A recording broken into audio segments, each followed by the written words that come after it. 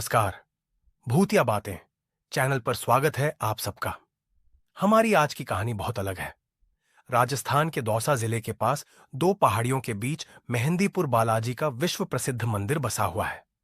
यहाँ लगभग हजारों वर्ष पूर्व बालाजी अपने बाल रूप में स्वयं प्रकट हुए थे। यह एक बहुत ही सिद्ध और चमत्कारिक तीर्थ स्थल है। माना जाता है कि इस मंदिर में आकर श्री बालाजी महाराज के दर्शन मात्र से विभिन्न मानसिक विकार, शारीरिक विकार एवं सभी प्रकार के कष्ट स्वयं ठीक हो जाते हैं, जिसके परिणाम स्वरूप पूरे साल ही दुनिया भर से भक्त व श्रद्धालु बहुत बड़ी संख्या में यहां आते रहते हैं। मेहंदीपुर बालाजी मंदिर की चमत्कारी शक्तियों के आगे भूत प्रेत बेबस नजर आते हैं। कहते हैं कि यहां से कुछ भी नहीं ले जाना चाहिए, चाहे वो कैमरे में खिंची हुई तस्वीर ही क्यों ना हो। बताया जाता है ऐसा करने पर ऊपरी साया आपके ऊपर आ सकता है।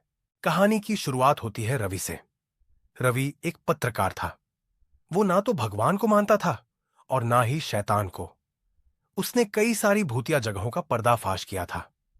जब उसने राजस्थान के मेहंदीपुर बालाजी मंदिर के बारे में सुना, जिसके बारे में कहा जाता है कि वहां भूत प्रेत का असली वास है, तो उसने इसे भी अंधविश्वास साबित करने की बात सोचकर मंदिर जाने की ठान ली।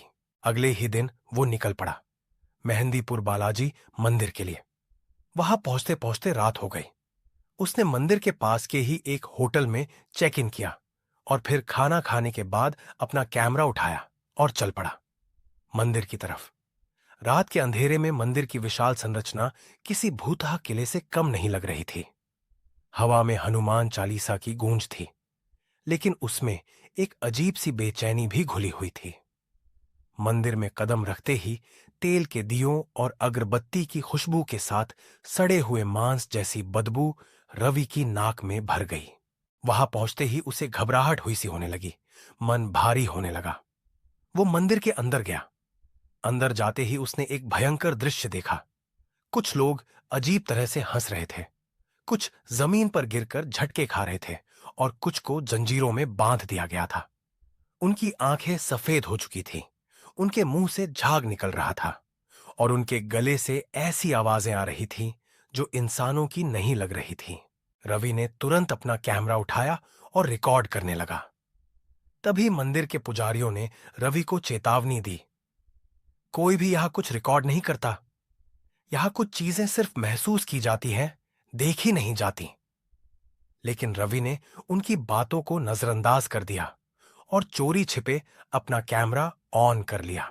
रवि अब भी इधर उधर देख ही रहा था कि अचानक से रवि को लगा कि उसके सामने से कोई साया गुजरा है। उसने घबराकर सामने देखा। वहां कोई नहीं था। अचानक कमरे की बत्तियां झपकने लगीं और वहां की दीवारों से खरोंचने की आवाजें आने लगीं, मानो कोई अंदर से बाहर निकलने की कोशिश कर रहा हो। फिर अचानक से एक भयंकर हंसी गूंजी और तभी रवि को पीछे से किसी महिला की सिसकियों की आवाज आई। उसका शरीर ठंडा पड़ गया। धीरे धीरे उसने गर्दन घुमाई और देखा, एक औरत पूरी तरह काली बेजान आंखों से उसे घूर रही थी। उसके काले होंठ हिल रहे थे, लेकिन कोई भी आवाज रवि को नहीं सुनाई दे रही थी। तभी अचानक से उसके कानों में एक आवाज आई, तूने गलती कर दी, अब तू हमारा हिस्सा है। इससे पहले कि रवि कुछ समझ पाता, अचानक एक तेज झोंका आया और रवि के कैमरे का लेंस खुद ब खुद टूट गया। उसकी स्क्रीन पर रण लिखा हुआ चमकने लगा। जैसे ही रवि वहां से डर कर भागने की कोशिश करने लगा, उसे लगा जैसे कोई अदृश्य शक्ति उसे जमीन की ओर खींच रही है। उसने चीखने की बहुत कोशिश की, लेकिन उसकी आवाज निकल ही नहीं पा रही थी। वह जैसे तैसे मंदिर के बाहर भागा, लेकिन कुछ दूर जाकर गिर पड़ा और उसके कानों में फिर से एक दिल दहला देने वाली हंसी गूंजने लगी।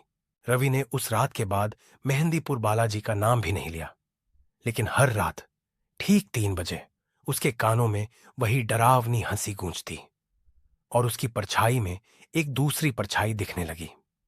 उसने एक दिन आईने में देखा और वहां उसकी परछाई के पीछे वही काली औरत खड़ी थी। अब रवि कहीं नहीं जाता, क्योंकि अब रवि अगर आपको ये कहानी पसंद आई तो वीडियो को शेयर करें, लाइक करें, चैनल को सब्सक्राइब करें और कमेंट में बताएं कि क्या आप मेहंदीपुर बालाजी मंदिर जाने की हिम्मत करेंगे।